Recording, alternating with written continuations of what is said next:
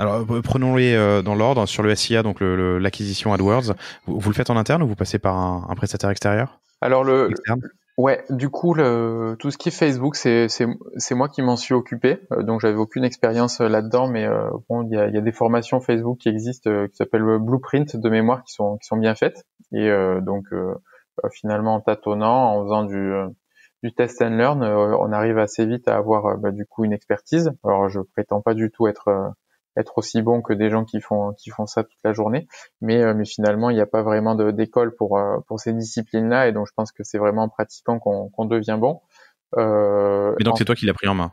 Ouais, c'est moi qui l'ai pris en main. C'est moi qui l'ai pris en main parce que j'ai senti que ça allait devenir finalement un levier d'acquisition de nouveaux clients qui était important.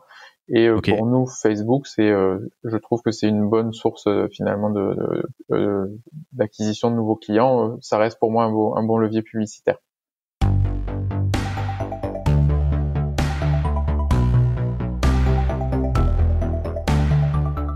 Bonjour, vous êtes sur le point d'écouter un nouvel épisode du Panier, le podcast e-commerce dans lequel on décortique les recettes gagnantes des acteurs du commerce en ligne. Mon objectif est de dénicher avec vous les meilleurs conseils et retours d'expérience pour se lancer et progresser dans la vente en ligne. Acquisition, parcours client, outils, plantage, réussite, apprentissage, on abordera ici tous les sujets sans tabou. Je suis Laurent Kretz, cofondateur de Cosa Vostra, agence de conseil tech et créative. Avec la meilleure équipe du monde en conception, créa, dev et contenu, j'accompagne des boîtes de toute taille dans leur stratégie digitale. Contactez-moi sur lepanier@cosavostra.com, sur LinkedIn ou sur notre site cosavostra.com. Bonne écoute.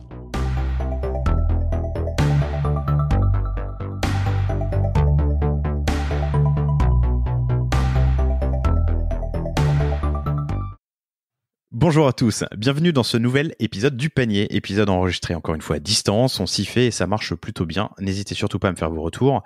Je pense que le plus simple c'est sur LinkedIn, Laurent Kretz, Kretz. Vous pouvez m'ajouter en mettant un petit mot, ça fait toujours plaisir. Aujourd'hui, c'est Florent Cario qui me fait l'honneur d'être mon invité sur le Panier. Florent est le cofondateur de NutriPure, NutriPure, nutripure.fr, une gamme complète de super aliments et compléments alimentaires. Florent a créé NutriPure avec son frère, on y reviendra, c'est intéressant, Christophe Cario, ce nom vous est peut-être familier puisque Christophe a été 5 fois champion du monde de karaté. Leur mission, fournir des compléments de grande qualité, sans additifs nocifs, des matières premières traçables et bio. Lancés en 2018, ils sont sur une incroyable courbe de croissance et devraient réaliser plus de 4 millions d'euros de CA en 2020, plus de 350 000 euros par mois. Je suis vraiment impatient de mieux comprendre comment on se lance et on perd sur un marché comme celui-ci. Un grand merci à Nicolas Rateau de PrestaShop qui a permis cette rencontre très intéressante, j'en suis sûr. Florent, bonjour. Oui, bonjour. Merci d'avoir accepté l'invitation. Une première question, comment est née l'idée de NutriPure ? Alors, l'idée de NutriPure, elle est née en parlant avec Christophe, donc mon frère, qui est donc, comme tu l'as dit, un ancien sportif de haut niveau. Christophe a 45 ans aujourd'hui. Il a arrêté sa carrière professionnelle il y a un peu plus d'une dizaine d'années. Et lorsqu'il a arrêté sa carrière, il s'est reconverti dans la préparation physique. Il a arrêté à 35, hein, c'est ça ? Ouais, il a arrêté autour de 35 ans, peut-être un peu avant. Il a en fait pendant sa carrière, comme tous les sportifs de haut niveau, connu des hauts et des bas, des périodes avec malheureusement une grosse blessure, et il a dû relancer sa En carrière. fin de carrière ou en cours de Alors carrière ? c'était en cours de carrière, et c'est vraiment déterminant parce que et sa carrière n'était pas terminée, et il a fallu qu'il trouve des solutions pour du coup apprendre à s'entraîner en minimisant les risques de blessure. Et du coup, il est passé d'une méthode, je dirais, traditionnelle, un petit peu bourrin, si tu me passes cette expression, à une méthode beaucoup plus à l'écoute de son corps, où il a commencé à écouter les signaux forts, les signaux faibles, à faire attention à ce qu'il mangeait. Avant, il avait une alimentation, je dirais, basique, des pâtes, du riz, de la viande, et bon, après, il a modifié tout ça, il a fait attention à différents équilibres, et il a réussi à être de nouveau champion du monde après cette grosse blessure. Donc il avait été champion du monde avant déjà ? Exactement. Et Et il a réussi à ouais, redevenir champion du monde après. exactement. Et donc ça a été vraiment une consécration. Et à la fois, c'était le titre, c'était pas le premier, mais c'était finalement le plus dur à atteindre parce que après une grosse blessure au mollet où il avait vraiment du coup des difficultés à s'en remettre. cette reprise qu'il a eue, elle a été déterminante. Et en fait, ça a été, sans le savoir, le socle de la méthode d'entraînement qu'il a fondée à la fin de sa carrière. Donc cette méthode d'entraînement, au début, il l'a simplement popularisée en faisant des stages comme il avait l'habitude de faire pour soit des coachs, des personnel trainers qui venaient s'entraîner. Et donc au fur et à mesure, il a vu que cette méthode était appréciée et il a commencé. C'était le début des réseaux sociaux. On était à peu près en 2009. 2008, etc. Il a commencé du coup à être suivi par tous les gens qu'il avait connus dans sa carrière, à montrer comment s'entraîner, comment se masser, quoi manger pour manger mieux, etc. Et finalement, les gens lui ont dit: est-ce que tu peux écrire un livre pour nous parler du mal de dos, pour nous parler de comment mieux récupérer?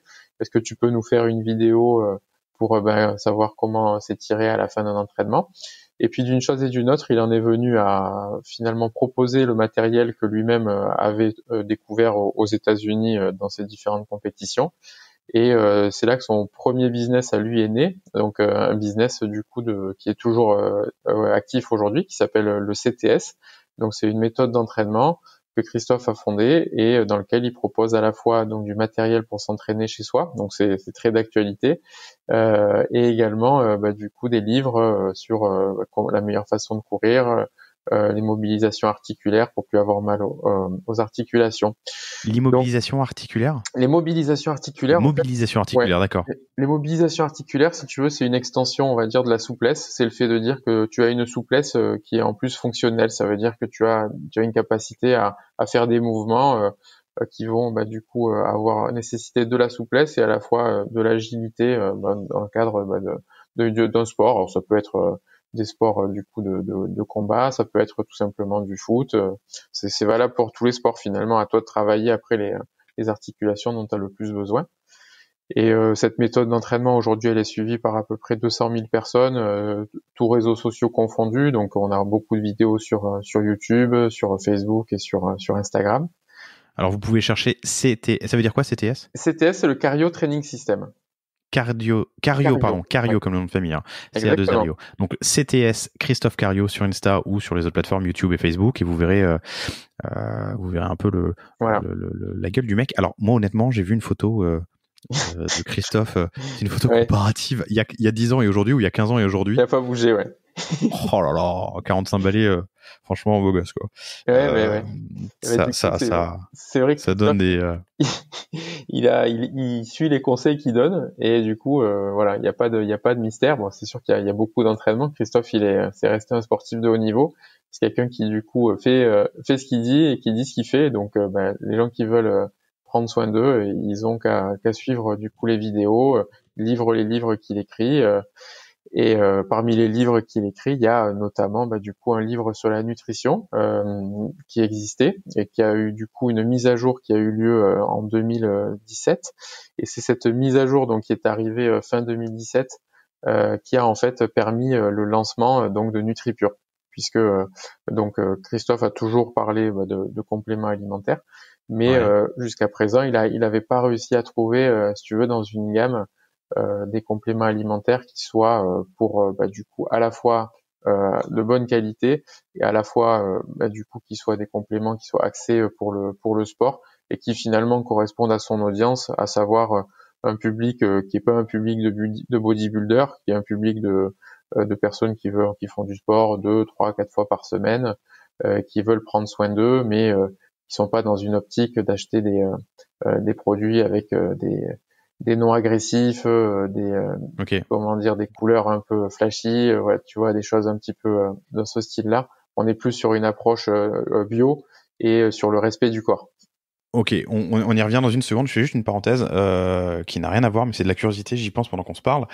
Il a été donc sportif de haut niveau pendant une quinzaine d'années, j'imagine. On a envie d'être karatéka de haut niveau? Ou il faut un job à côté? Eh ben écoute, Christophe, malheureusement pour lui, il a pas choisi un sport, je dirais très médiatique. Après, c'est pas du foot quoi. Voilà, il a mais fait du foot. C'est sûr que s'il avait fait du foot, même sans être champion, il en aurait beaucoup mieux vécu. mais c'est ce sport-là qui lui plaisait. Et je te cache pas qu'il a jamais bien vécu de ce sport pendant toute sa carrière. Mais après, c'est le choix de la passion, et puis ça s'explique pas, hein. Quand t'aimes un sport, tu le pratiques. Après, c'est vrai que Christophe, il avait des besoins qui étaient très simples. Au final, il avait besoin de s'entraîner. Effectivement, les compétitions, c'était toujours une problématique pour aller faire une compétition au Japon, aux États-Unis, etc. Mais du coup, c'était c'était très sain. Et au final, ça fait partie aujourd'hui des valeurs de Des valeurs de la Nutripure. marque. Et ouais, je vais y revenir, mais c'est vrai que ce sport amateur, finalement, avec des gens qui sont des sportifs de haut niveau, mais qui sont au final des gens qui ont souvent une activité à côté, ça fait Donc lui, il avait une activité à côté. non, Christophe n'a jamais eu d'activité à côté. Il s'est toujours débrouillé en faisant des stages, en étant coach, parfois dans des salles de sport, etc. Mais du coup, son activité principale, c'était vraiment l'entraînement. Et il faut savoir que tu sois champion du monde de foot ou que tu sois champion du monde de karaté, dans tous les cas, il faut que tu t'entraînes 2 fois par jour, que tu fasses la sieste, que tu t'étires. Donc en fait, c'est un full-time job, quoi. Ok. Donc en 2017, il écrit ce livre sur la nutrition. Ouais. Il écrit ce livre sur la nutrition et donc à ce moment-là, moi je venais de terminer un job dans une start-up où du coup on avait eu un beau track record également, une levée de fonds, etc. Donc moi j'étais déjà, on va dire, au fait de tout ce qui était création d'entreprise, de tout ce qui était entreprise un petit peu innovante. Mais du coup, je suis disponible en fait au moment où Christophe rédige ce livre. Et il me dit, écoute, je vais parler de compléments alimentaires. Ça serait top qu'on se lance. Moi, j'ai déjà mon activité principale entre le tournage des vidéos, la rédaction d'articles. J'ai pas du tout le temps. Toi, même si tu connais pas le secteur par rapport à ton passif d'entrepreneur, tu peux tout à fait faire le job. Et du coup, il me propose ce projet que du coup, je découvre, j'évalue. Au début, je suis un petit peu, si tu veux, dubitatif parce que c'est un secteur d'activité que je connais pas du tout. Et après, lui, il me dit mais si, ça va marcher et tout, c'est super. Et on se lance finalement. Donc, on est début septembre 2017 et on décide de lancer Nutribur. Et la grande aventure commence.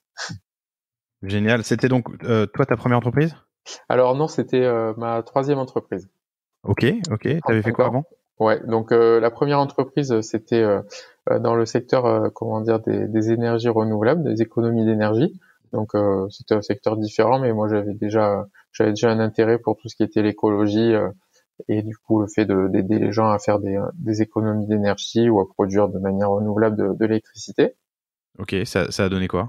Eh ben écoute, c'est une entreprise donc que j'ai revendue en 2015 et donc cette entreprise que j'ai revendue en 2015, c'est devenu finalement la filiale d'une entreprise plus grosse dans laquelle on a réalisé deux grosses levées de fonds dans laquelle je suis resté jusqu'en 2017 et c'est à ce moment-là que j'ai décidé moi de partir pour redevenir on va dire numéro un sur un nouveau projet, repartir de zéro sur quelque chose où j'avais encore beaucoup à apprendre parce que finalement sur le secteur précédent je connaissais bien le connaître et j'avais du coup moins d'intérêt, moins d'affinité. Super, donc c'était pas ta première boîte, mais c'était la première boîte dans le domaine. Ouais. Et vous n'aviez jamais bossé ensemble? Alors on n'avait jamais bossé ensemble et on a en plus des profils qui sont très différents puisque Christophe, il faut savoir que il a un profil donc de sportif de haut niveau, c'est quelqu'un qui est forcément très à l'écoute de son corps. Moi j'ai du coup un profil d'ingénieur puisque j'ai fait une école d'ingénieur à Toulouse qui s'appelle Supaéro. Donc on a vraiment une approche où moi je suis très basé sur les chiffres, une approche très rigoureuse, alors que Christophe est beaucoup plus sur le ressenti, sur ses intuitions. Et donc en fait, on a vraiment deux approches différentes qui sont forcément pas toujours évidentes de concilier J'imagine. quand on a des réflexions. Mais après, de notre côté, ça fait aussi la richesse dans le sens où, par exemple, quand moi je suis bloqué sur un sujet, le fait d'avoir une personne qui a une approche totalement différente, basée sur ses émotions, sur son ressenti, c'est vrai que des fois ça présente les choses sous un angle différent et finalement ça nous donne une solution et une manière d'aborder le problème différente. Donc je dirais que c'est bien. Et après, ce qui est bien aussi, c'est que finalement, au quotidien, il y a un seul dirigeant, c'est moi. Et donc finalement, je le consulte aussi souvent que nécessaire, mais de manière générale, après, j'ai les coups des franches pouvoir les choses pour pouvoir faire les choses comme je le souhaite. Donc c'est aussi de là que vient le fait que ça fonctionne bien, c'est qu'il y a une autonomie, une confiance, quoi. Ok, vous avez une petite différence d'âge, je crois. Et ouais, Lui, il a 10 ans plus 45 que ans, moi. t'as quel âge? Ouais, j'ai 35, ouais. D'accord, ok. On a 10 ans d'écart. Et, Et voilà. Et du coup, bon, ça, on a toujours été du coup avec pas mal de différences d'âge forcément, mais je dirais qu'aujourd'hui ça se voit moins forcément que quand on est enfant. Et c'est aussi ce qui fait que c'était le bon moment pour faire un projet ensemble. Plus tôt, je dirais que c'était pas faisable. ok, super. Et alors, bosser entre frères, pas trop difficile? Et Enfin, ben il y en comme a plein qui le font, hein. Je repense à Pandati, d'ailleurs, qui est dans un ouais, domaine similaire au tien, hein. j'avais suivi, ouais. Mais ils sont trois en 3 plus, si frères, je me un rappelle bien, ouais. commercial, un ingé, un pharmacien de mémoire. Ouais, tout à fait. Et donc, du coup, vous, ça va? Oui, nous ça va, ça va. Allonge-toi, parle-moi, ferme les yeux. Et, bon alors après du coup Christophe donc concrètement au quotidien il a son activité sur CTS et du coup je le consulte pour au besoin sur NutriPure mais de manière concrète il n'est pas dans l'opérationnel au quotidien sur NutriPure. Ok, alors pour situer encore, mais CTS, ça marche aussi bien, donc sa méthode, ça, il le fait seul, hein, c'est ça? Il le fait pas avec toi? Tout à fait, c'est seul, ouais. Ça marche aussi bien? CTS ça marche très bien. C'est Ok. une activité qui a bien progressé, qui est stable depuis du coup depuis 4-5 ans donc oui ça Christophe a envie, il est content. Ok. Donc, 2018, septembre 2017, pardon, vous vous dites que vous allez lancer NutriPure ensemble. Qu'est-ce qui se passe à ce moment-là? Et qu'est-ce qui se passe à ce moment-là? Christophe avait déjà une idée très claire sur la gamme de compléments qu'il voulait proposer. Globalement, ça correspondait aux besoins que lui, il a au quotidien. Et donc, ça correspondait aux compléments qu'il avait envie de mettre en avant dans le livre, puisque le livre retranscrit finalement ses habitudes alimentaires. Et donc, à ce moment-là, il a fallu commencer à chercher les fournisseurs des matières premières qu'on avait envie de voir. Il a fallu commencer à chercher un laboratoire ou plusieurs Alors, laboratoires. attends, on source les matières premières et pas les laboratoires. Enfin, c'est vraiment donc Alors c'est en la fait, matière qui est la ouais, base des si tu veux, il y a plusieurs choses. Il y a effectivement donc les ingrédients. ouais. C'est ce que tu vas mettre de manière simple dans comment dire dans les gélules. Mais sur des produits simples, tu peux avoir un seul ingrédient et des produits complexes comme le multivitamine, tu peux avoir 22 ingrédients si tu veux dans une gélule. Donc Ok. voilà. Donc en fait, il faut savoir que pour chaque ingrédient, si je prends l'exemple des vitamines, il y a ce qu'on appelle la vitamine B1, la vitamine B2, la vitamine B6. En fait, ça c'est globalement le comment dire le rendu de la vitamine, c'est la vitamine t'apporte la vitamine B6. Mais après l'ingrédient qui t'apporte cette vitamine B6, eh ben il en existe tout un panel. Il y a plusieurs manières du coup d'avoir ces apports en vitamine B6 et tout l'enjeu, si tu veux, c'est de trouver finalement l'ingrédient qui va être le mieux assimilé par le corps pour finalement que tu puisses ingérer la totalité de la vitamine qui est contenue dedans. Mais Inversement, ouais. ok, pardon. Si tu Vas-y, choisis, si termine. tu veux, un ingrédient qui contient effectivement des vitamines B6, mais qui en fait est très mal assimilé par le corps, tu auras beau avoir écrit sur l'étiquette contient 1 milligramme de vitamine B6, si cette vitamine elle est apportée par un ingrédient qui n'est pas assimilable, ça revient au fait que tu n'es rien absorbé. Et donc tout l'enjeu des compléments alimentaires, c'est de choisir à chaque fois les ingrédients qui sont les plus biodisponibles. Et donc ça, c'est un travail qui est énorme parce que derrière chaque ingrédient, il y a des centaines d'études. Et si tu veux choisir pour chaque ingrédient, pour chaque vitamine, le bon ingrédient, il faut y passer des mois. Et c'est ce qu'on a fait pour notre multivitamine notamment. Il y a concrètement 2 mois de travail d'un médecin à plein temps. Mais ça, c'est d'accord. Donc vous êtes accompagné pour le faire Ouais, tout à fait. On a été par un labo, accompagné par un médecin, par un médecin et un pharmacien. Le pharmacien qui étant du vont. laboratoire et le médecin Ok. étant quelqu'un d'extérieur, qui vont en fait nous faire toute la bibliographie, c'est-à-dire l'analyse de toutes les études scientifiques disponibles pour choisir à chaque fois les meilleurs ingrédients qui existent pour chaque vitamine de notre multivitamine par exemple. Aujourd'hui, bon, on entend beaucoup parler des études scientifiques par rapport malheureusement au coronavirus, mais donc globalement, il faut savoir que pour chaque ingrédient, il y a des études en quantité qui existent et qui prouvent l'efficacité. Et donc notre choix, en tant que marque haut de gamme, on a voulu se positionner sur ce segment-là pour, je dirais, prendre le contre-pied finalement de toutes les un peu ce qu'on pourrait appeler des poudres de perlimpinpin. Si tu veux, t'as beaucoup de produits qui sont disponibles sur le marché avec des prix qui vont de 3 euros à 100 euros même, si on en trouve. Finalement, on sait pas trop ce qu'il y a dedans et les gens n'ont pas l'expertise pour comprendre la différence entre ces différents ingrédients qui composent. Donc notre enjeu pour nous, c'était de nous positionner comme une marque de référence, si tu veux, une marque qui donne confiance aux gens, où on met à disposition finalement toutes les études dont on s'est servi pour formuler et où on va jusqu'à du coup indiquer qui sont les fabricants des ingrédients qu'on utilise, quel est le lot qui a été utilisé, donc où est-ce que ça a été utilisé évidemment, dans quelle quantité. Et notre enjeu, si tu veux, c'était de se positionner comme une marque de référence. Et pour ça, en fait, on s'est servi de la science, c'est-à-dire qu'on a regardé les études qui avaient été faites. Toutes les études avaient été faites, par exemple, sur un principe actif utilisé avec une telle quantité, et on a en fait nous utilisé la même quantité pour pouvoir justifier en fait de l'efficacité qui avait été prouvée dans l'étude. Donc on s'est vraiment basé sur une approche scientifique et pas, si tu veux, juste sur une approche. C'est pas ton frère et toi dans la cuisine qui avait fait des tests, quoi. Non, et non, ça mais pas comme ça, ouais. Donc il y a un besoin, il faut de la vitamine C. Il y a des études scientifiques qui expliquent où trouver la vitamine C. Oui. Le médecin, le pharmacien travaille pour vous prémâcher un petit peu, c'est ça, faire comprendre ces études et faire des recommandations. Okay. Ouais, exactement. Et donc on arrive et on dit pour de la vitamine C, le meilleur ingrédient c'est le citron, j'en sais rien, l'orange. Ouais, tout à fait. Je dis le citron, mais c'est vrai que c'est l'orange. Oui, c'est ça. Non, mais globalement, dans la gélule, il faut mettre dans ce cas-là de la poudre de citron et non pas de la poudre d'orange. Parce que, et tu vas la trouver où, du coup? Et alors, du coup, après, tout l'enjeu, c'est de trouver un fabricant, donc de la poudre de citron. Donc, bien souvent, les études mentionnent, du coup, les ingrédients, parce que ce sont des ingrédients, du coup, qui sont brevetés. Donc, c'est assez facile de retrouver derrière quel est le fabricant. Mais globalement, ce qu'il faut savoir, c'est que les ingrédients de qualité ont des brevets qui ont été déposés et globalement on va les retrouver sur des fabricants qui sont dans les pays occidentaux.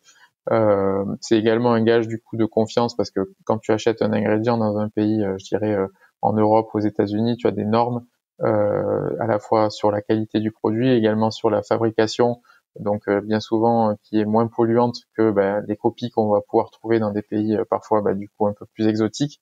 Donc le fait de s'appuyer sur des ingrédients brevetés, c'est à la fois le fait de savoir que tu as effectivement le produit que tu achètes, donc tu travailles en confiance et tu travailles avec des normes qui sont les normes en vigueur dans les pays occidentaux, quoi. Et du coup, vous achetez principalement pays occidentaux, ça veut dire quoi? Pays occidentaux, Europe, États-Unis, Japon, États-Unis, ouais, Europe, c'est ça. Japon, États-Unis, Europe. Ouais, globalement. Donc t'achètes chez un fabricant qui va donner de la poudre de citron parce que tu as déterminé que c'était le meilleur ingrédient pour les apports en vitamine C. Et ça s'arrête pas là. Ça s'arrête pas là parce qu'après il faut trouver quelqu'un effectivement, ce qu'on appelle un façonnier, qui va le mettre en gélule. Et là il y a la deuxième partie du travail qui démarre, si tu veux, parce que donc la première partie c'était de trouver des ingrédients brevetés et la deuxième partie c'est de trouver un façonnier qui va accepter donc de produire tes gélules. On appelle ça un façonnier. Un façonnier, c'est quelqu'un qui façonne ta matière première. Voilà. Ok, j'avais jamais entendu un façonnier qui va façonner la matière première. Ok. Exactement. Et donc l'enjeu, si tu veux, pour nous, c'était de trouver un façonnier qui accepte de fonctionner suivant notre cahier des charges. Et notre cahier des charges, il était forcément plus contraignant que le cahier des charges d'un façonnier classique, dans le sens où nous, on a en fait strictement banni tous les ingrédients nocifs ou les ingrédients susceptibles de l'être. Donc les ingrédients nocifs, c'est tout ce qui va être nanoparticules, dioxyde de titane, dioxyde de silice, cellulose microcristalline et toutes les gélules qui sont avec toutes les enveloppes qui sont finalement avec des ingrédients chimiques dedans. Donc si tu as des compléments alimentaires chez toi, tu regarderas derrière. Malheureusement, il y a bien souvent écrit c'est non barbare. Et ça, il faut savoir que ces ingrédients qui ne t'apportent rien à toi en tant que consommateur, ce sont des ingrédients qui sont ajoutés pour finalement faciliter le façonnage des gélules. Tout simplement, le cas des nanoparticules, en fait, ce sont des particules très très très petites qui ont du coup la faculté de faire glisser plus rapidement la poudre dans les gélules et donc tout bêtement d'accélérer, si tu veux, la vitesse et le rendement de la machine qui fabrique les gélules. Donc ces ingrédients à visée technique, fonctionnelle, n'ont aucun intérêt pour le consommateur et je dirais même c'est l'inverse. Aujourd'hui, les nanoparticules, elles sont très controversées et donc nous, on a trouvé des substituts à ces produits chimiques qui nous coûtent évidemment bien plus cher que si on avait accepté de mettre ces produits chimiques, mais du coup, on a l'assurance d'avoir du coup une gélule où il y a vraiment que des bonnes choses dedans et surtout pas des nanoparticules parce que ne serait-ce que pour Christophe qui est quelqu'un qui fait très attention à ce qu'il consomme, du coup évidemment il voulait pas en consommer et évidemment pour toute la communauté qui fait confiance à Christophe, du coup c'était hors de question de leur proposer du coup des compléments alimentaires avec des entre guillemets des saloperies dedans quoi. D'accord. Donc, le complément ou la vitamine, l'ingrédient, le fabricant de poudre, le façonnier qui va mettre ça en gélule selon un cahier des charges qui est très précis et très strict pour qu'il y ait le minimum d'apports nocifs. Ouais. Et ça du c'est le coup, nôtre. Hein. T'as bien compris que c'était notre cahier des charges et il est vraiment... Votre cahier des charges, j'ai bien compris. Et j'espère j'espère que vous aussi, chers auditeurs, mais c'est bien votre cahier des charges. Le façonnier donc transforme cette poudre. Alors, je vois que vous vendez aussi des produits en poudre, c'est ça ? Ouais, globalement, la majorité des produits sont en poudre. On a quelques produits sous forme d'huile, mais on n'a pas de liquide dans la gamme. Sous forme d'huile, tu as dit ? On a quelques huiles, oui, par exemple les oméga 3. Tu vois, mais ça elles sont en se présente. gélule. Hein. Ouais, ce sont des capsules. Oui, d'accord, c'est de l'huile dans une gélule. Ouais, c'est ça. Ok. Donc c'est un peu différent, mais c'est le même principe d'absence de produits chimiques à l'intérieur. D'accord. Donc pour les produits qui sont en poudre, tu te passes du façonnier, tu fais directement ton emballage, et là vous avez un emballage qui est fait en France aussi. Les produits qui sont directement en poudre, même s'il n'y a pas de gélule, c'est pareil, c'est un façonnier qui nous les ensâche. Et il y a pareil, il y a du coup des contraintes. Alors effectivement, il y a moins de contraintes sur les produits chimiques qui sont rajoutés, mais il y en a quand même. Et après, évidemment, il y a tout le respect des chartes du coup de qualité pour la traçabilité et puis évidemment éviter qu'il y ait des erreurs, qu'on mélange des produits qui soient pas les bons ou qu'il y ait des saletés qui soient mises dedans. Donc évidemment, les sachets sont également faits dans des salles blanches. Hein. Ok, alors toi t'es un G, tu m'as dit central, hein? Non, Supélec. Supéro, pardon, ouais, Supéro. Ouais. Supéro, ça n'a rien à voir avec le... Écoute, ça n'a rien à voir. Personnellement, donc j'avais pas étudié spécifiquement l'aéronautique parce que bon, finalement, il y a dans ces écoles, tu retrouves tout un tas de disciplines qui sont applicables aussi bien à l'aéronautique qu'à d'autres secteurs. Moi, personnellement, j'avais étudié la finance. On était du coup en 2007-2008. Mais à cette époque-là, si on se rappelle, il y avait une crise financière qui avait éclaté. Et du coup, personnellement, j'avais trouvé que finalement, la crise qui venait d'éclater, elle était, de mon point de vue, c'était pas moral que ce qui s'était passé par rapport aux banques qui avaient mis l'économie en difficulté. Et du coup, en fait, j'avais pas du tout souhaité travailler dans ce secteur d'activité au final, donc j'étais parti dans une autre branche directement après l'école. Mais du coup, finalement, ce qu'on apprend dans ces écoles, c'est aussi d'être capable de s'adapter sur différents sujets. Donc, ça me sert toujours, finalement, tu vois. D'accord. Il y a toujours pour rester sur le contexte et le marché, il y a plusieurs acteurs qui sont lancés ces derniers temps. Oui. Comment est-ce qu'il est fragmenté aujourd'hui, ce marché ? Alors, historiquement, il y avait du coup un marché qui était, je dirais, scindé en deux, avec d'une part donc les compléments pour les bodybuilders, avec donc les peaux bariolées comme je te parlais au début, et puis après il y avait des compléments qui étaient plutôt des extraits de plantes avec une visée détox ou pour améliorer la circulation sanguine. Donc tu sais tout ce qui est finalement tout ce qui se rapproche un peu des infusions. Et petit à petit, on retrouve un marché qui s'est créé entre les deux pour du coup un public masculin ou féminin qui fait du sport santé. Voilà, donc nous on est à la croisée de ces deux chemins puisqu'on a dans la gamme à la fois une gamme pour les personnes qui veulent prendre soin de leur santé et à la fois pour du coup une gamme pour les personnes qui font du sport à faible ou haute intensité. Voilà. Ok. Cette partie sourcing, elle a dû vous prendre un temps fou, non ? Oui, ça prend énormément de temps. Tu vois, pour le multivitamine, 2 mois de travail sur la formulation. Rien que sur le multivitamine. Ouais, c'est le plus compliqué, mais rien que ça, tu vois déjà la complexité. Et puis en plus, c'est vrai que tu rentres rapidement sur des dizaines et des dizaines d'études à lire, et du coup, forcément, toi, pour t'approprier le sujet, il faut quand même être capable de comprendre qu'est-ce qui fait une bonne étude d'une mauvaise étude. Là, on voit la controverse par rapport à l'hydroxychloroquine, etc. C'est pareil, hein, finalement, combien il faut de sujets dans une étude pour considérer que le produit est réellement efficace? Tout ça, c'est des questions qu'il faut être capable d'aborder, même si il y avait des gens qui étaient plus compétents que nous pour nous aider. Il fallait aussi que nous on prenne le sujet en main et qu'on soit capable d'avoir confiance dans ce qu'on allait proposer derrière. Parce que la spécificité de la marque, c'est qu'elle est, c'est la marque, si tu veux, de Christophe Cariou à la base. Et Christophe, c'est quelqu'un qui a toujours, fait attention à ce qu'il proposait à sa communauté. C'est quelqu'un qui travaille dans la durée. On le voit même, il a 45 ans aujourd'hui, il travaille toujours en forme. Et donc, c'était vraiment très important pour nous et pour l'image de Christophe d'être sûr de nous, quitte à ne rien proposer si du coup on n'était pas sûr. Et c'est ce qui fait aujourd'hui qu'on a un catalogue finalement qui est assez restreint. On a Alors j'allais poser la question, vous avez combien de produits? alors des produits, on en a une trentaine, avec je dirais une dizaine, une quinzaine de références qui tournent le plus, et après des compléments qui vont être du coup secondaires, qui vont voilà. Il faut savoir qu'il y a une base commune à la complémentation. Donc nous on recommande déjà aux gens la complémentation, hein, c'est bien ouais. le sujet dont on parle. Ok. Ouais, on parle de complémentation, et la complémentation de notre point de vue, elle intervient après une bonne alimentation. Donc ça, c'est ce qui arrive dans notre discours. C'est vraiment le premier point, c'est de dire aux gens que il faut arrêter de croire qu'avec des compléments alimentaires, on va pouvoir se nourrir. C'est pas vrai. Il faut d'abord manger correctement, et ensuite les compléments alimentaires vont venir aider dans cette démarche. Donc que tu sois et faire un peu de sport aussi peut-être, non? Exactement. Donc l'hygiène, c'est évidemment de manger correctement, c'est de bien dormir, c'est du coup de bien respirer, de bouger, et évidemment d'avoir un mindset qui soit positif. Voilà, donc hyper important dans cette période d'ailleurs de Covid, hein, oui, on le de voit. confinement, de garder un entraînement. Une petite activité physique, c'est vrai que ça fait partie de l'hygiène de vie, quoi. Ok, septembre 2017, Christophe te dit, viens, on part ensemble sur les nutriments, la compléments, ouais. complémentation, vous faites les études, cherchez les apports, les ingrédients, les fournisseurs et les façonniers. Quand est-ce que le site lance? Alors, donc Christophe finit son livre pour du coup qu'il soit prêt pour Noël. Donc globalement le livre est en prévente début décembre.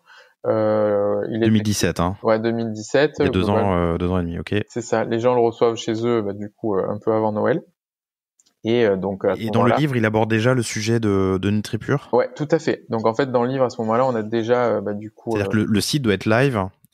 Alors le site est pas live parce qu'évidemment ça prend toujours plus de temps que ce qu'on croit de créer une marque, et puis forcément c'était pris peut-être un peu tard, mais vous auriez dû vous adresser à Cosa Vostra peut-être. exactement, mais on se connaissait pas à l'époque, et du coup on a en fait à ce moment-là un site qui n'existe pas. On a simplement une page d'accueil avec donc tu mets quand même une landing et tu fais un peu d'embasement. Landing avec de l'embasement et un compte à rebours. Voilà, globalement Okay. C'est ce qu'on fait, avec une date qui est déjà prévue, qui est pour être précis le 19 janvier. Donc ça c'est la date de lancement prévue. Et donc entre le mois de décembre et mi-janvier, là c'est la course absolue. Moi personnellement, je dors plus beaucoup, bien aidé par ma première fille qui ne faisait pas ses nuits non plus. Du coup, on a eu des des moments très intenses. Voilà. J'ai enregistré hier avec une nana incroyable, la fondatrice de JHO, qui fait des tampons, serviettes hygiéniques et protège-slip en bio, en coton bio, pardon, naturel, sans rien de nocif, et qui a fait le lancement de sa marque, puis sa première levée de fonds, chaque fois avec un enfant dans les bras ou dans le ventre. C'est compliqué, quoi. Ouais, c'est sport. Et alors, t'as tenu le 19 janvier? Eh ben écoute, donc le 19 janvier, qu'est-ce qui s'est passé? On avait, du coup, on s'était engagé vis-à-vis de notre audience à, lancer la marque. Et en fait, entre-temps, il s'était passé quelque chose d'assez incroyable.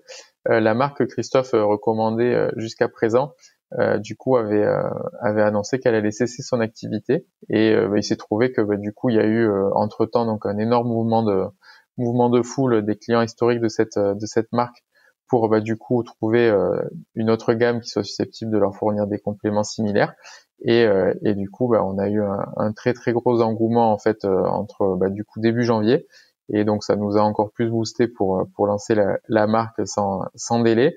Et donc on a maintenu la date du 19 janvier. On a démarré avec un site donc sous Presta qui était du coup viable. On avait ce qu'on appelle le minimum viable product, c'est-à-dire qu'on avait un site avec des produits, un tunnel. Des produits, un tunnel, et quand je dis des produits, on avait simplement la description des produits. Les fiches produits n'étaient pas du tout bien rédigées. On avait des captures des étiquettes pour du coup avoir un visuel. On n'avait même pas fait les packshots. Donc on a vraiment démarré avec le minimum. Mais il y avait la confiance que les gens avaient en Christophe. On avait aussi beaucoup expliqué notre démarche sur les réseaux sociaux. Et du coup, ça a donné confiance aux gens, du coup, de nous suivre. Et donc, le premier jour, le lancement, ça a été vraiment, en fait, exceptionnel. On s'attendait pas du tout à ça. On a eu, du coup, une quantité de commandes exceptionnelle dès le premier jour. Donc, attends, juste que je comprenne. Vous aviez combien d'adresses email sur cette landing temporaire? Je crois qu'on en avait, je sais plus si c'était peut-être 1000, 500 ou 1000, ouais, quelque chose comme ça. Ouais, c'est pas grand-chose. Ces bouquins, il en a vendu combien? Christophe, il a vendu au total, bon, dans tout. Tu parles de santé et nutrition le dernier? Non, pardon. Ouais, je parle de santé et nutrition qui parlait donc de complémentation. Il a dû en vendre 2000. Ok. À ce moment-là. Et ensuite, il a ses réseaux, c'est ça? Ouais. Et ensuite, il y a tous les réseaux. Donc, ouais, il y a tous les réseaux à ce moment-là qui, du coup, sont mis à contribution pour annoncer ce lancement.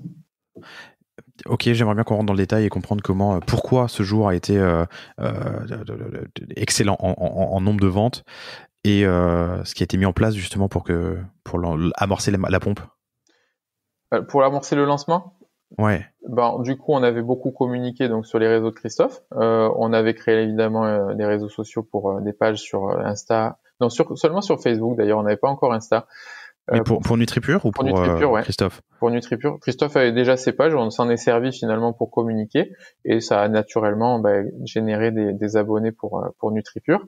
Il y avait vous avez réussi à faire passer des abonnés de ces réseaux à lui, Christophe, vers des abonnés de la marque NutriPure? Ouais, tout à fait. Après, assez simplement, hein, quand tu postes sur Facebook ou sur Insta, tu peux dire allez voir tel compte. Ouais, mais ce que je veux dire, c'est que souvent, c'est un choix d'incarner de manière personnelle une marque. Tu vois, NutriPure aurait pu être porté par le compte personnel de. C'est vrai. On aurait pu faire ça. C'est vrai que ça se retrouve même chez beaucoup d'influenceurs qui du coup développent des marques. On a fait différemment, peut-être parce que Christophe n'avait pas vocation non plus à s'occuper au jour le jour des réseaux sociaux de NutriPure. Donc c'est pour ça qu'on a préféré du coup séparer un peu, quoi. Ouais, séparer, ouais, tout à fait. Ok. Donc activation sur ces réseaux perso, création du contenu NutriPure vers lequel vous amenez des abonnés, et l'utilisation de l'email. Ouais, l'utilisation de l'email, donc sur la base du coup de la base qu'on avait créée donc sur la landing page, qui était finalement une base certes pas très élevée en termes de volume, mais finalement hyper qualifiée. Et ça a suffi pour générer pour nous un lancement qui était suffisant pour nous assurer de la visibilité du projet. Ok. Et je vois que sur votre compte NutriPure sur Instagram, vous êtes à 10 500 abonnés. Vous venez de passer la barre des 10 000, donc vous pouvez utiliser les stories de manière plus efficace. Et du coup, il y a une photo qui est sympa parmi les premières photos qu'on a postées sur Insta. Si tu remontes le feed, tu verras, c'est les photos du lancement où en fait on s'est pris en photo avec les cartons et on a fait, je crois pour le lancement, on a fait 550 commandes, quelque chose comme ça, ce qui était pour nous le jour du lancement. Ouais, le jour du lancement. Donc plus exactement les 10 jours qui ont suivi le lancement, puisqu'on a lancé donc le 19 et on a expédié le 31. Le lancement, c'était finalement des préventes. Et donc il faut savoir que quand on a lancé la marque le 19, en fait, il y avait aucun complément qui avait été fabriqué encore. Ok. Et quel était le délai à ce moment-là? Eh ben, écoute, les compléments étaient sur le point d'être fabriqués. Il y a toujours est-il qu'ils l'étaient pas, et c'est vrai que ça a été une source de stress supplémentaire. Mais globalement, on avait indiqué aux gens qu'on aurait du coup des préventes le 19 et que les expéditions auraient lieu le 30 et le 31. Et après, on a tenu les délais et tout s'est bien passé. Les gens savaient très bien qu'on allait expédier le 30. On avait été transparent sur ça. Donc il n'y a pas eu de souci. Mais c'est clair qu'il y a un enjeu qui devient du coup encore plus gros quand t'as évidemment encaissé la commande et que t'as pas encore le produit à expédier, ça te met une charge supplémentaire sur les épaules, mais bon, il y avait quand même de la bienveillance dans le lancement de la part de la communauté de Christophe, donc ça s'est bien passé. Top. Dans ses abonnés, tu m'as dit que dans sa vie, pour gagner de l'argent, il était parfois coach. Il avait un lien avec les salles de sport. Alors, C'est ça votre audience? C'est qui votre audience en fait? C'est qui votre cible? Alors, l'audience historique de Christophe, ce sont du coup donc des personnes qui sont soucieuses de leur santé. Donc premièrement, on a beaucoup de kinés, beaucoup de préparateurs physiques qui s'inspirent des méthodes de Christophe pour le proposer à leurs clients. Et on a également des sportifs de haut niveau qui du coup sont des sportifs qui ne bénéficient pas de structures professionnelles autour d'eux. On a du coup d'autres karatékas, des personnes qui font du canoë, des personnes qui font du BMX. Il y a vraiment toutes les disciplines de sport. Il faut savoir qu'en France, mis à part le rugby, le tennis, le foot, le golf, qui ont des structures qui sont vraiment très encadrées, le reste du sport reste malheureusement très très amateur, quoi. Malgré un niveau qui est très élevé, il y a peu de structures finalement pour aider le sport de haut niveau en France. Ok. On fait une avance rapide à donc 2 ans plus tard, hein, puisque là on était en janvier, lancement en mode commando en janvier 2018. Ouais, on peut le dire. On est un peu plus de 2 ans plus tard et vous avez fait cette année vous êtes sur un runway, tu me disais à 350 000 par mois, c'est génial. Comment vous en êtes arrivé là? Quels canaux avez-vous utilisé pour communiquer? Comment est-ce que vous gérez les abonnés, les clients? Est-ce que vous voulez travailler par email, sur les réseaux sociaux? J'aimerais bien comprendre tout ça. Alors, mais peut-être qu'on peut le faire dans l'ordre. Ouais, c'est vrai que dans nos valeurs, déjà foncièrement, il y avait déjà dans l'idée de rendre service aux gens. Donc si tu veux, on est parti dans l'optique finalement d'aider la communauté de Christophe, et on s'était pas du tout dit que ça pouvait prendre des proportions très importantes. Toujours est-il que ça effectivement ça commence à prendre de l'ampleur. Moi, je mets ça sur le compte du fait que les gens sont contents de la qualité des produits, de nos valeurs, la traçabilité, la pureté, la transparence, et également du fait qu'on ait en fait pour chaque produit des conditionnements qui soient des gros conditionnements avec des prix au kilo qui sont du coup très avantageux, et que globalement tu retrouves pas pour cette qualité-là sur d'autres sites. Donc finalement, on s'est servi de notre structure assez légère, puisqu'au début il y avait que moi et Christophe, pour du coup avoir des marges qui étaient très limitées, et finalement avoir des prix de vente au client final qui soient très intéressants. Donc l'idée, c'était déjà de proposer une complémentation sur du long terme de qualité à la clientèle, et c'est ce qui fait aussi que du coup on a finalement sûrement le bouche à oreille qui a fonctionné à plein, tout simplement parce que les gens ont vu la qualité des produits et ont du coup compris que ils trouveraient pas mieux ailleurs, et donc ils en ont parlé autour d'eux. Donc ça s'est fait vraiment le plus naturellement possible, et c'est ce qui fait qu'aujourd'hui on a ça c'est assez curieux, mais on a plus de clients que de followers. Tu vois, par exemple, ça je pense que c'est assez rare, et donc on a été vraiment sur une approche ultra qualitative, et je pense qu'aujourd'hui ça a été le premier vecteur de développement du chiffre d'affaires. Donc qualitatif plus bouche à oreille, mais comment vous l'incitez le bouche à oreille? En fait, c'est la qualité, je pense, des produits, le service client qui a fait ce bouche à oreille. Si tu veux, le bouche à oreille, tu le décides pas, tu le décrètes pas. Non, mais tu peux l'aider. Tu peux l'aider. Donc pour l'aider, on en a eu conscience à peu près au bout de 6 mois. Pour l'aider, on a mis en place un module sur PrestaShop qui permet aux clients de parrainer donc ses proches, et de parrainer du coup sa communauté. Donc ça, c'est ce qu'on a fait pour faciliter le bouche à oreille. Mais après, le bouche à oreille, d'après moi, c'est finalement c'est surtout issu de l'expérience que tu as eue avec la marque. Et du coup, comment est-ce que vous travaillez cette expérience?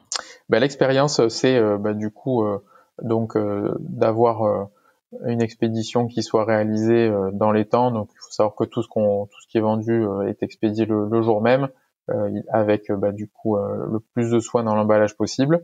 Et quand il y a un souci, parce qu'évidemment ça arrive, les problèmes d'expédition, on pose pas de questions, du coup on renvoie la commande. Donc on a été je pense irréprochable sur le service client, on a été à l'écoute.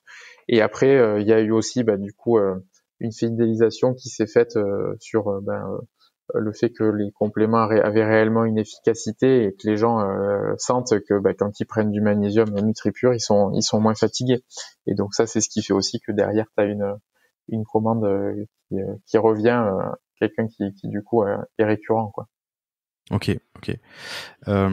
Bouche à oreille, qualité des commandes, expérience client. D'ailleurs, sur l'expérience client, est-ce que vous mesurez le NPS? On demande aux gens de laisser une note, un avis, et on n'a pas mis le Net Promoter Score, on n'a pas développé en tant que tel, mais on a des étoiles, des avis, tout ce qu'il y a de plus classique, quoi. Ok, alors je te demande un quart de seconde, il y a ma fille qui rentre dans la pièce. D'accord, mais tu ressors. Il y a... Le code, c'est que j'avais mis une chaussette sur la poignée de la porte. C'était le code pour qu'elle vienne pas. Et elle l'avait compris, mais pourtant ça a pas l'air de. J'ai pas l'impression que. Ah mais c'est pardonné, en mesure de confinement, toutes les règles changent. Ouais, c'est ça. Elle s'appelle Alice, elle est formidable, mais j'ai objectivement un problème d'autorité.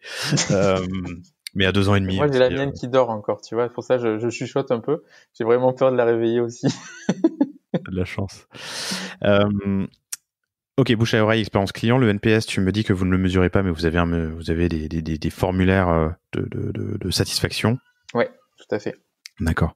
Et du coup, quels sont les autres canaux d'acquisition que Alors, vous les utilisez canaux pour faire d'acquisition, connaître? du coup, ça va être de manière traditionnelle Google Ads, Facebook Ads, et évidemment l'emailing.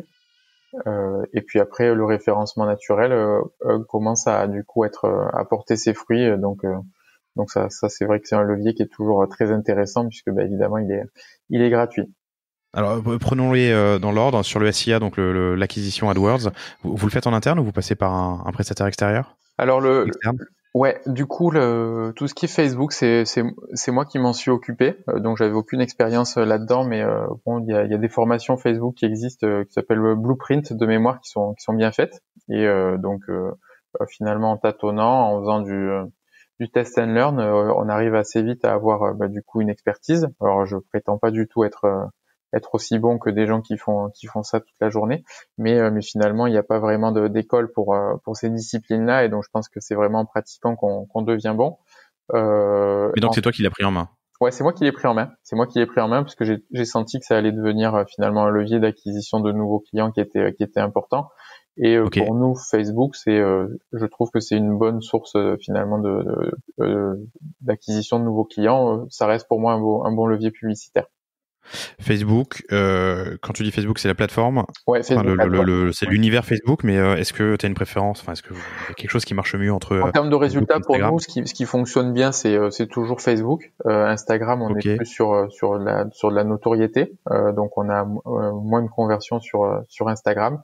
Mais je pense que c'est à travailler. Il y a une approche qui est un peu différente à avoir sur Instagram. Et personnellement, du coup, là, je viens de céder la main à une personne qu'on a recrutée pour s'occuper de l'acquisition de trafic et qui est du coup plus compétente que moi, et c'est bien comme ça. Super, donc ça promet peut-être une accélération sur l'acquise. D'ailleurs, je fais une parenthèse, mais vous êtes combien à date? Alors, à date, on est 3 salariés directs, et après en emploi indirect, on a à peu près à 10 équivalents temps plein.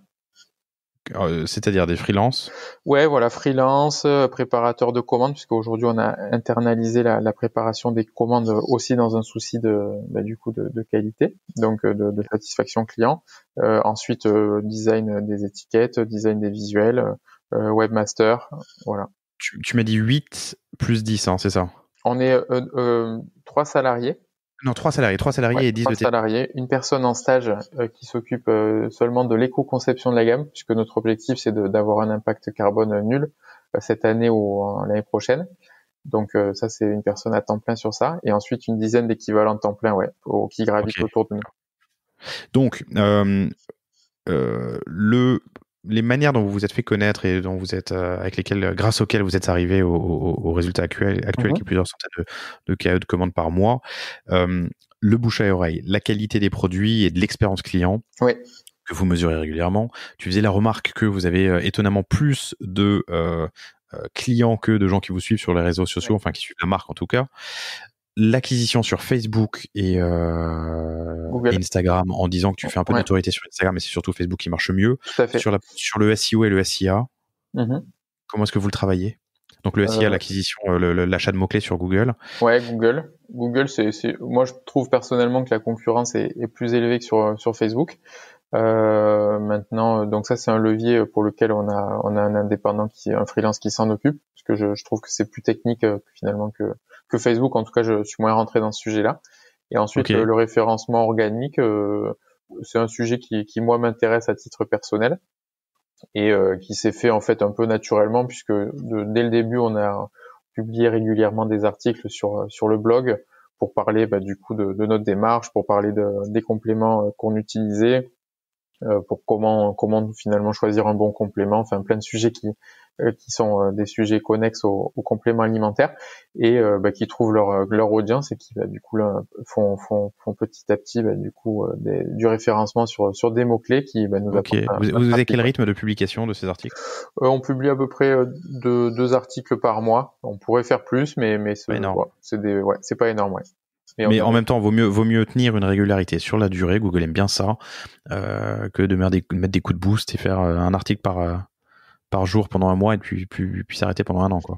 Et ouais, et puis tu sais, on a fonctionné aussi avec du coup, on va dire des effectifs limités, parce que pendant très longtemps, finalement, moi, je suis resté seul avec du coup beaucoup de personnes qui gravitaient autour, mais j'étais seul, et donc forcément, j'avais pas beaucoup de temps pour ces sujets-là, donc j'étais surtout focalisé sur s'occuper des productions, s'assurer qu'il y ait suffisamment de stock, améliorer finalement les pages produits pour avoir du coup des visuels qui soient attractifs, pour bien expliquer quel est l'intérêt du produit. Ça, j'ai passé beaucoup de temps, donc tout le reste était un petit peu au second rang, donc notamment la rédaction d'articles, c'est forcément très chronophage.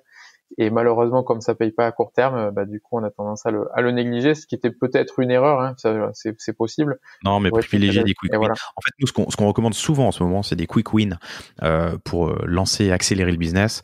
Et le quick win, tu l'as avec quelques techniques SEO, mais le SEO, c'est quand même long terme. Et évidemment, de l'acquisition payante. Tout à fait. Pour lancer la machine et ensuite travailler très très tôt, voire avant même le lancement, le SEO, avec du podcast, de l'écriture, peu importe, mais en tout cas travailler sa communauté et le SEO en espérant un gain, cette fois pas quick, mais moyen terme ou long terme, quoi. Ouais, tout à fait. Et l'email, comment vous l'utilisez? L'email, comment on l'utilise? Bon, de manière traditionnelle, on envoie un email par semaine, du coup, aux gens qui se sont abonnés sur notre site, ou des gens qui ont rempli des formulaires notamment sur les réseaux sociaux. Et globalement, c'est des emails qui vont traiter soit du coup d'un article qu'on vient de poster, soit qui vont parler d'une actualité de la marque, soit du coup d'un lancement de produit.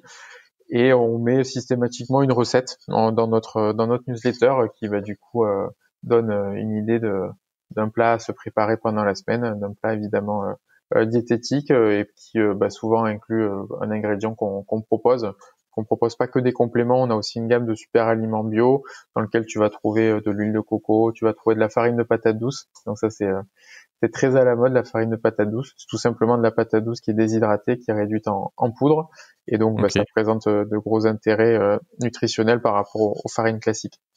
Ok, entendu. Je vois aussi que vous mettez beaucoup les avis en avant sur le site. Ils sont dès la homepage. Vous utilisez un outil particulier ou c'est un module de PrestaShop? Alors c'est un module de PrestaShop, ouais. C'est des modules de PrestaShop qu'on a acheté du coup sur étagère. Donc l'enjeu pour ça, c'est de trouver des modules qui soient fiables. Donc bien souvent on a tendance à accumuler des modules parce que on a, à chaque fois qu'on a une idée, on a envie de trouver le module qui va bien.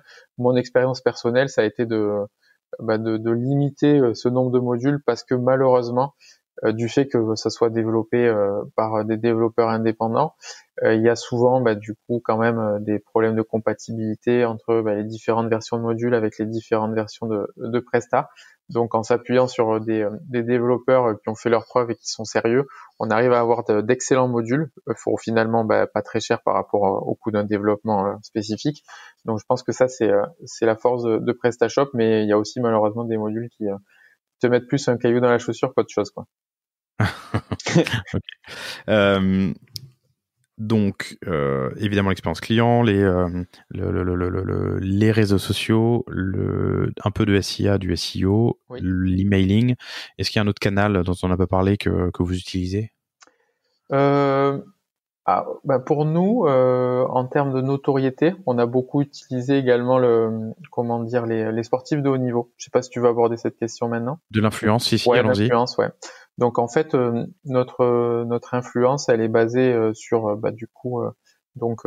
des personnes qui à la fois sont des sportifs de haut niveau. Donc il y avait beaucoup de sportifs de haut niveau qui suivaient la méthode de Christophe, et donc ils naturellement nous ont demandé si on pouvait faire un partenariat. Donc on a accueilli cette idée de manière favorable pour deux raisons. La première, c'est que Christophe, avec son expérience de sportif de haut niveau, malheureusement avec peu de moyens financiers, du coup ça faisait partie de ce qu'il avait envie de faire, d'aider d'autres sportifs de haut niveau qui sont un peu dans la même situation que lui, c'est-à-dire concrètement en galère.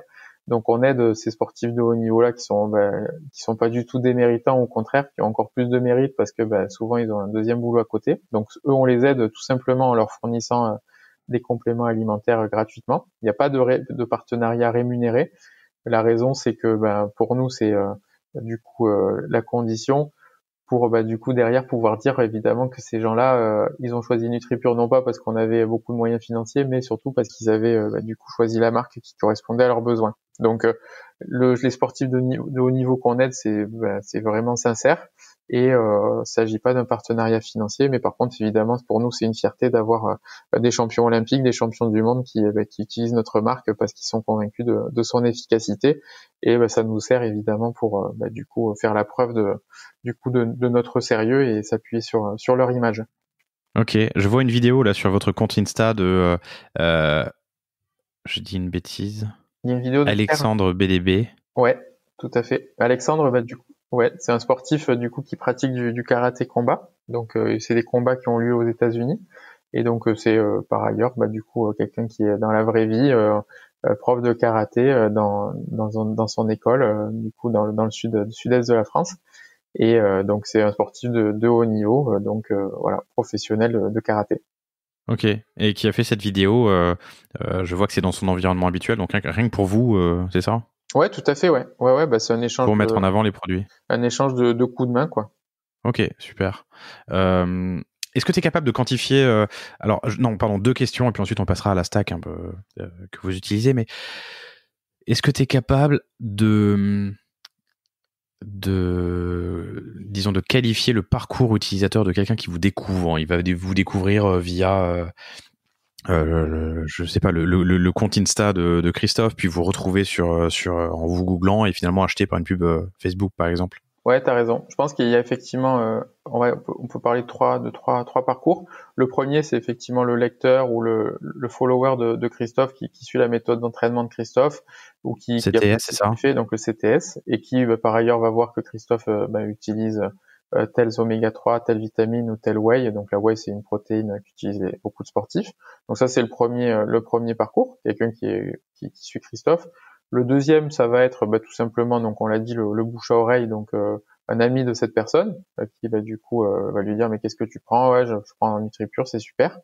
Donc ça fonctionne très bien. Et le troisième parcours, c'est peut-être un parcours donc qui va être basé par la propre acquisition de NutriPure, donc soit en SEO, soit en SEA, soit par la lecture d'articles qu'on a rédigés, soit tout simplement par du coup des publicités produits dans le feed, ou du coup sur la page sur Facebook, quoi. Donc je pense qu'on a ces trois approches, ouais. Ok, et du coup, la question qui me vient ensuite, c'est parmi tous ces canaux, si tu devais n'en garder qu'un en termes de participation au chiffre d'affaires, ce serait quoi? Je pense que le plus comment dire, Efficace? le plus noble, c'est évidemment le bouche à oreille, parce que c'est quand même le best friend effect, c'est ce qui existe de mieux aujourd'hui pour du coup faire de la vente. Malheureusement, c'est quelque chose qu'on ne maîtrise pas. Donc finalement, si je devais en choisir qu'un à ma main, ça serait le troisième, à savoir l'acquisition directe par NutriPure, soit en SEO, soit en SEA, parce que c'est là sur lequel on a la main, et finalement c'est ce sur quoi on peut jouer. Donc c'est seulement sur ce levier-là qu'on est maître de notre destin, quoi. Ok. Comment est-ce que vous distribuez les produits actuellement? Vous êtes en direct to consumer via le site. Est-ce qu'il y a d'autres canaux de distribution et de vente? Alors, donc effectivement, quand on a fondé la marque, c'était en fait un point très important en fait de maîtriser la distribution. De la même manière, si tu veux, qu'on a choisi d'acheter nos matières premières pour en fait réduire les intermédiaires et pour du coup avoir une meilleure traçabilité sur ce qu'on achète plutôt que de passer par des grossistes. De la même manière sur la vente, on voulait absolument maîtriser notre distribution et donc passer par du coup un e-shop. Ça nous permet tout simplement de réduire donc du coup les intermédiaires, les marges évidemment de ces intermédiaires en amont avant la fabrication et en aval pour la vente. Il faut savoir que si on distribuait majoritairement dans des pharmacies, les prix seraient augmentés de 40 à 50%, et ce qui nous amènerait du coup à des prix qui seraient finalement hors marché. Et donc nécessairement pour vendre, on serait obligé de rogner sur la qualité des matières premières pour retrouver un prix de marché qui soit cohérent avec le reste. Donc c'est vraiment la maîtrise du réseau de distribution et la maîtrise des achats en fait est extrêmement liée finalement avec notre capacité à proposer un bon produit au bon prix. Ok. Et du coup, donc, tu me parlais aussi, je crois, de clubs de sport quand on préparait le... Alors, on a effectivement des clubs de sport qui sont souvent tenus par des coachs qui connaissent Christophe ou même des pharmaciens qui du coup connaissent Christophe, qui ont du coup souhaité quand même proposer la gamme dans leur salle ou dans leur pharmacie. Évidemment, on n'a pas fermé la porte. Mais aujourd'hui, pour nous, c'est plus finalement une démarche de notoriété pour faire connaître la marque et puis pour les faire participer au projet, plus qu'une source de revenus. Voilà. Donc on le fait avec plaisir, mais ça fait pas partie de notre priorité en termes de stratégie. Et de cette même manière, en fait, on n'a tout simplement pas de service commercial. Avez-vous déjà été tenté ou avez-vous déjà réfléchi à faire de la vente type Tupperware? Pas du tout, parce que la vente Il y a des Tupperware, acteurs en France qui font ça, qui marchent mais vachement bien, mais... ah oui, tout à fait. Mais en fait, pour que tu le saches, du coup, la vente Tupperware, c'est justement l'opposé de ce qu'on essaye de faire, puisque en fait, une vente Tupperware, c'est une vente où il y a plus du tout ton... énormément de niveaux, de strates Ouais. entre du coup le fabricant et le vendeur final, sachant que toi-même, tu peux ensuite devenir vendeur, etc. Et du coup, ça nécessite d'avoir des prix d'achat du coup très bas pour du coup avoir un prix de vente qui reste un prix de vente finalement correct. Et donc nécessairement on run sur la qualité. Voilà, donc c'est pas du tout notre tu manière maîtrises pas ton... tu maîtrises pas. oui, voilà, ta qualité, ta distrib. T'es nécessairement obligé d'avoir des coûts d'achat très bas pour pouvoir derrière avoir un prix de vente qui soit correct. Et du coup, c'est pas voilà. Et puis accessoirement, aujourd'hui, je trouve que la force moi du e-commerce, c'est de pouvoir avoir quelque chose qui soit scalable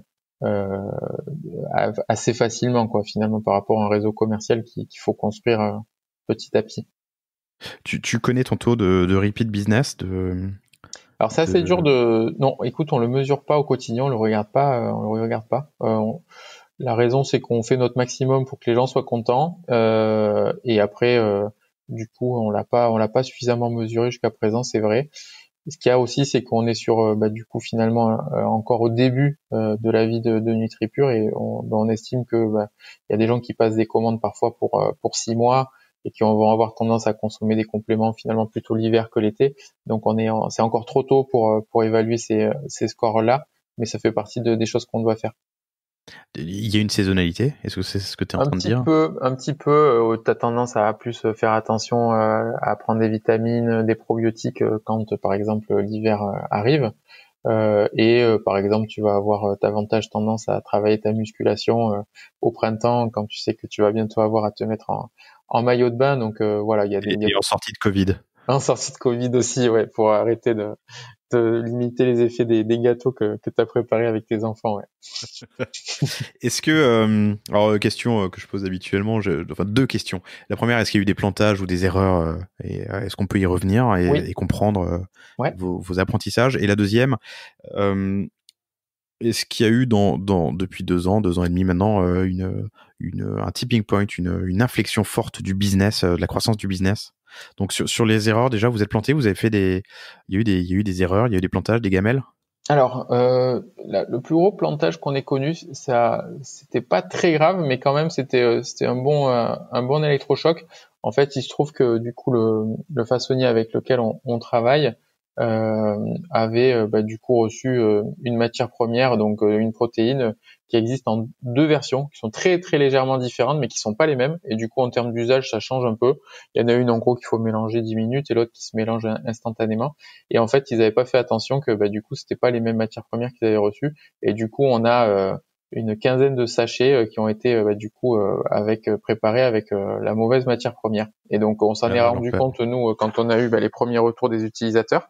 Et donc, en fait, on a bloqué les ventes. Et après, bon, on a refait conditionner la totalité, si tu veux. Mais ça a été vraiment un signal pour bah, du coup nous dire que non seulement il fallait être bah, du coup très vigilant nous en interne sur ce qu'on proposait, mais finalement qu'il fallait arriver à du coup à retranscrire cette exigence sur le laboratoire avec bah, du coup les bons outils de communication et les bons supports. Donc un enjeu finalement de communication et de structuration de l'entreprise parce que bah, quand les choses prennent du volume, bon ben on a tendance à pas forcément avoir les outils qui suivent au même rythme. Ok, ok. Et d'où toujours le choix et l'enjeu de bien choisir ses partenaires, ses fournisseurs et Ouais, de c'est tester la qualité déterminant. régulièrement. Mm. Mais bon, l'erreur est humaine. Et alors un tipping point, à un moment, une accélération du business? Alors une accélération du business, il n'y a pas eu finalement de jour, hormis le lancement qui a vraiment été un jour incroyable pour nous, et d'ailleurs qui bon bah, qu'on n'a pas réédité par la suite, mais c'était vraiment orchestré pour bah, du coup avoir faire ce beau lancement. On a nous eu vraiment la sensation que bah, les réseaux sociaux, notamment bah, du coup la publicité sur Facebook, c'était un très bon moyen pour accélérer bah, du coup la notoriété pour accélérer bah, du coup le développement du chiffre avec un coût certes qui est très important, mais du coup si je devais bah, du coup indiquer un conseil, en tout cas un retour d'expérience nous sur ce qui s'est passé pour NutriPure, c'est qu'on a vu vraiment une corrélation entre bah, le développement du chiffre et les investissements publicitaires sur notamment sur Facebook. À savoir quand même que sur la plateforme Facebook Ads, tu as des chiffres donc qui s'appellent pour les connaisseurs la valeur des conversions, qui est du coup pas forcément la même puisque bah, du coup les fenêtres d'attribution sont très différentes de celles que tu peux trouver sur Analytics. Donc bon, il faut quand même prendre ces chiffres-là avec des pincettes, mais globalement c'est un bon levier pour accélérer le chiffre Ouais, rapidement. augmenter son CA, c'est faire de la pub. Ouais, en tout cas, c'est un levier qui marche. C'est Ouais, toujours est-il qu'il faut objectivement. d'ailleurs pérenniser les gens et trouver bah, du coup des audiences qui s'intéressent à ton produit. Mais en tout cas, pour moi, ça reste un levier voilà à forte croissance potentielle. Super. Vous êtes sur PrestaShop Oui, depuis le début. oui. Pourquoi cette plateforme? Alors la première raison, c'est que Christophe donc avait déjà donc sa boutique CTS sur PrestaShop. Donc ça, c'était vraiment le premier point. Et du coup, il avait déjà un webmaster qui travaillait sur PrestaShop avec, bah, il en était content. Donc ça a été le premier point. Évidemment, le côté open source et le côté bah, du coup gratuit de PrestaShop, ça a été le deuxième point parce que quand on s'est lancé, on n'avait pas un budget énorme et on a réussi à lancer le site avec un budget de 4 ou 5 000 euros, je crois, ce qui est assez faible au final pour lancer Mhm. une boutique. Donc Et en utilisant un thème sur étagère. en utilisant un thème sur étagère qu'on a légèrement personnalisé, voilà. Ok, Et du coup, après, on a trouvé des modules du coup qui correspondaient à notre besoin, qui faisaient pas parfaitement ce qu'on voulait, mais du coup, ça nous a permis de bénéficier d'un écosystème existant, du coup, et finalement d'une solution qui est robuste. Et on s'en est aperçu au fur et à mesure du développement du chiffre que finalement les solutions étaient robustes. ok. C'est toujours le même thème que vous aviez au départ? Ouais, on utilise toujours le même thème, Donc même il si n'y a pas eu de refonte. il n'y a pas eu de refonte du site, pas du tout. Et le blog est aussi sur PrestaShop ou vous avez mis un WordPress à côté? Non, le blog est toujours sur PrestaShop et peut-être que du coup ça aurait valu le coup qu'on fasse les choses différemment pour en termes de mise en page, mais le blog est intégré au site. Ouais. Ok, d'accord. C'est un module Et en fait. Mm. d'accord. Quels sont justement, j'allais y venir, quels sont les principaux modules que vous utilisez et dont tu ne pourrais pas te passer, pardon? Alors le premier module, je dirais que c'est le module de fidélisation et de parrainage. Donc tu vas avoir un module qui s'appelle Only One Rewards. Only One On Rewards. All in One. Reward. Ah, all-in-one Reward. Ouais. Ok. Donc ça, c'est un super module qui fait de la fidélisation et du parrainage. Après, il y a des modules techniques qui, par exemple, sont des modules qui donnent le flux de tes produits sur Facebook ou sur le Merchant Center. Donc ça, c'est des modules techniques qui sont intéressants. Voilà. Ok. Tu as le nom du module que vous utilisez? Alors, je vais te dire du coup le nom. Le module s'appelle, donc pour Facebook, c'est catalogue produit Facebook pour annonces dynamiques, et c'est Smart Module qui l'a développé. Ok. Et ensuite, Business Tech a développé 2 modules qui sont liés au Merchant Center. Le premier s'appelle Google Merchant Center Pro, et le deuxième pour les notes s'appelle Notes et avis clients. Voilà. Google Merchant Center Pro, ok. Et avis client, ok. Est-ce qu'il y a d'autres modules dont tu pourrais pas te passer? Écoute, un module qu'on utilise, dont on n'est pas spécialement content, c'est le module d'intégration avec Mailchimp, puisqu'on utilise Mailchimp pour la newsletter. On avait eu quelques soucis du coup d'automation entre Presta et Mailchimp, mais pour l'instant on n'a pas encore trouvé mieux. On est en réflexion sur l'utilisation d'un CRM qui ferait du coup des automations, mais pour l'instant on s'est pas décidé. Mais du coup, ta base la plus saine, on va dire, de ton CRM, elle est côté Presta ou côté Mailchimp? La base la plus saine, forcément, c'est Presta. C'est là où on a nos. Donc, c'est la logique d'automation, vous les mettez du côté de Presta? La logique d'automation, pour l'instant, elle n'est pas très développée. Voilà, la relance de panier se fait via Mailchimp, mais malheureusement, c'est à peu près tout ce qu'on est capable de faire, parce que le module fonctionne pas très bien. Là. Par exemple, le retargeting de pages visitées, il fonctionne pas. En tout cas, on n'a pas été capable de le paramétrer, mais du coup, voilà, tout est pas au top, quoi. Ok. Et du coup, quels sont les outils que vous regardez pour la partie automation? Pour la partie automation, on nous a parlé. On n'a pas encore fait de choix. Hein. On n'a pas fait de choix. On nous a parlé de Splio, on nous a parlé de Actito, on nous a parlé de Klaviyo, on nous a parlé de ShopeeMind. Voilà. Et on n'a pas encore. Qui sont tous les noms qui reviennent régulièrement sur ce podcast. Je pense que Klaviyo en ce moment a une cote un peu plus forte que les autres. On entend beaucoup parler, mais Splio, je connais personne qui m'a dit qu'il était déçu de Splio. D'accord. Moi, j'avais perçu que Klaviyo était très très souvent associé à Shopify. Peut-être que je me trompe, mais c'est souvent associé à Shopify, en tout cas sur le panier, effectivement. Ouais. Du coup, mais c'est ouais. Et après, la réticence que j'avais, c'était un petit peu d'avoir du coup un support en anglais. Du coup, même si du coup les équipes parlent, c'est vrai que c'est jamais aussi facile que quand tu peux avoir. Non, et puis c'est bien d'avoir un support. Alors, en français, certes, peu importe la langue, on parle bien anglais, mais en France, tu vois, parfois je trouve ça aussi pratique. C'est pour ça que Mailjet, Sendinblue sont des acteurs qui reviennent souvent parce qu'ils répondent en fait, tout simplement. Ouais. Et ça, on aime bien. Hier, j'ai eu donc Colline, la fondatrice de Jo, dont je te parlais tout à l'heure, qui m'a fait découvrir un outil que je connaissais pas et qui s'appelle, ça y est, il suffit que j'en parle pour l'avoir oublié, Spiro, je crois. Attends, c'est écrit. Et c'est quelle plateforme?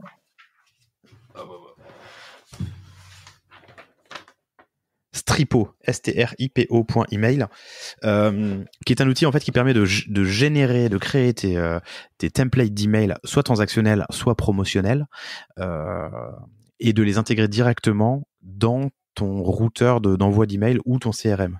Donc tu vas sur Stripo, stripo.email. J'ai pas d'action, hein, mais j'ai commencé à tester l'outil tout à l'heure, j'ai trouvé ça top, donc je me permets de le partager. Mais tu vas dans Stripo faire tes templates et surtout tester la compatibilité avec, je crois, une soixantaine de lecteurs d'email en ligne ou en client lourd. Tu fais un Mailchimp ou un Mailjet ou un Sendinblue Connect, tu envoies ton template dans ta plateforme d'envoi d'email. Soit c'est du promotionnel et dans ce cas-là, t'as plus qu'à l'utiliser et l'envoyer. Soit c'est du transactionnel et dans ton PrestaShop ou dans ton Shopify ou dans ton WordPress, tu as tu utilises le template que tu as créé dans Stripo mais qui est intégré dans Mailchimp par exemple. D'accord. Voilà, je partage ça là. Ouais, on va tester aussi. Florent, on s'est dit énormément de choses. Est-ce qu'il y a un sujet que j'ai oublié? Je n'ai pas l'impression. C'était passionnant en tout cas. Est-ce que est-ce que tu as un conseil à donner à toi, ton plus grand apprentissage sur ces 2 dernières années? Ouais. Si tu devais le donner à quelqu'un qui se lance demain dans le domaine food en ligne, type épicerie ou carrément voilà santé en ligne. Moi, j'ai perçu finalement trois éléments vraiment importants pour du coup se lancer. Du coup, le premier, c'était d'avoir finalement une offre, en l'occurrence une offre de compléments alimentaires qui soit en adéquation avec le besoin du marché. Le marché est en recherche de compléments alimentaires qui soient clean, qui soient du coup réellement efficaces et qui soient plus, si tu veux, des poudres de perlimpinpin où tu saches pas ce qu'il y a dedans. Donc ça, c'était vraiment je pense le premier point pour nous qui a fait la différence, l'adéquation offre-marché. Le deuxième, c'est d'avoir, d'après moi, des valeurs d'entreprise qui te parlent. Et nous, tout ce qui est du coup pureté, qualité, transparence, traçabilité, c'était finalement dans l'ADN de ce que Christophe voulait proposer à sa communauté. Et donc, c'est finalement assez naturellement qu'on a eu beaucoup de choses à dire sur ces sujets-là et qu'on a trouvé aussi notre audience. Je rajouterais aussi le fait qu'on propose du coup des prix qui soient très attractifs pour les gros consommateurs. Ça, c'est pareil, c'est une bonne manière pour nous de fidéliser. J'étais surpris par les prix, je dois dire. Alors je suis pas un grand habitué, mais moi je consommais à une époque beaucoup de multivitamines. Le prix me paraît pas déconnant, hein. Eh ben écoute, le prix est pas déconnant. On gagne très correctement notre vie, il faut le dire. Et puis tout le monde est content et c'est ce qui fait que ça marche, je pense. Ok, super.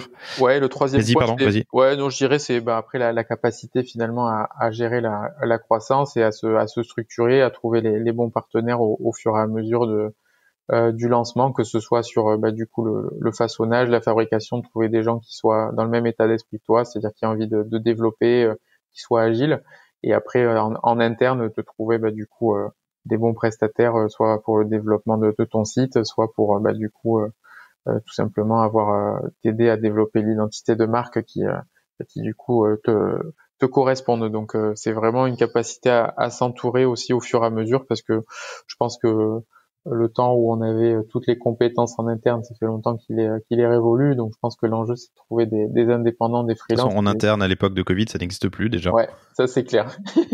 On est tous reclus chez soi et bon, on s'adapte, hein. Ok. Je te remercie énormément. C'était passionnant. Moi, ce que je retiens aussi, c'est le fait que en septembre 2017, vous décidez de vous lancer. En janvier, vous expédiez les premiers produits. C'est je sais pas si c'est un temps record, mais c'est une belle prouesse, je pense, en l'espace de quelques mois pour un produit qui est quand même très, qui a un degré de technicité qui est quand même très, très élevé. C'est beau, quoi. Ouais, c'est beau. On a travaillé beaucoup en temps masqué. On a réussi à gagner du temps en mobilisant aussi des personnes extérieures pour notamment du coup pour l'étude des formulations. Et du coup, c'est vrai que on a gagné du temps. Après, on a fonctionné avec un lancement avec des préventes. Ça nous a aussi finalement fait gagner du temps. Et du coup, l'un dans l'autre, c'est vrai que ça a été rapide. Mais je pense que c'était aussi finalement bien pour du coup tout de suite tester l'intérêt des utilisateurs pour les produits qu'on vendait et finalement aller dans ce sens-là, quoi. Donc Ok, j'entends. Florent, merci infiniment pour ton temps et ta transparence. C'était alors moi c'est la première fois que j'aborde, non, la deuxième fois avec Pandati. Tu me dirais que j'aborde un peu le sujet, mais Pandati, on était sur l'été, la partie complémentation est assez faible. J'ai trouvé ça hyper intéressant et je t'ai trouvé très didactique. Je te remercie encore énormément pour ta transparence. Merci. Je vous dis à vous tous merci pour votre fidélité et comme je le disais en intro, n'hésitez pas à m'envoyer un petit mot sur LinkedIn ou m'ajouter pour me donner vos feedbacks ou vos questions s'il y a des sujets que vous souhaiteriez que j'aborde. Je le ferai avec grand plaisir. Florent, merci encore et je vous dis à vous tous à très bientôt. Au revoir. Merci d'avoir écouté cet épisode du panier. J'espère qu'il vous a plu. Si c'est le cas, et même si ce n'est pas le cas, abonnez-vous pour ne rater aucun épisode. Parlez-en autour de vous et laissez-moi un commentaire sympathique sur Apple Podcast. C'est ce qui m'aide le plus à remonter dans les classements.